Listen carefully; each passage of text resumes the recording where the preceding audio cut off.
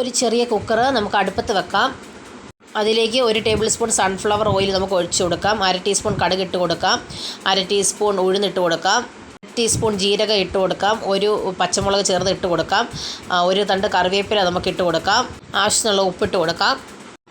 ഇളക്കി കൊടുക്കാം. 1/4 ടീസ്പൂണിൻ്റെ പകുതി കായപ്പൊടി നമുക്ക് ഇട്ട് കൊടുക്കാം. 1 കപ്പ് ബസ്മതി റൈസ് നന്നായിട്ട് കഴുകിയത് ഇട്ട് കൊടുക്കാം. 2 കപ്പ് വെള്ളം ഈ കപ്പിൽ അളന്ന് നമുക്ക് അതിനകത്തേക്ക് ഒഴിച്ചു കൊടുക്കാം. എല്ലാം കൂടെ ഇളക്കിയിട്ട് 1 ടീസ്പൂൺ ഇഞ്ചി ചെറുതായിട്ട് അരിഞ്ഞ് അതിലേക്ക് ഇട്ട് നമുക്ക് അടച്ചു വെച്ച് വേവിക്കാം. ആവി വരുമ്പോഴത്തേക്കും നമുക്ക് കുറച്ച് വെച്ച് ഒരു 6 മിനിറ്റ് കഴിയുമ്പോൾ നമുക്ക് നിർത്താം.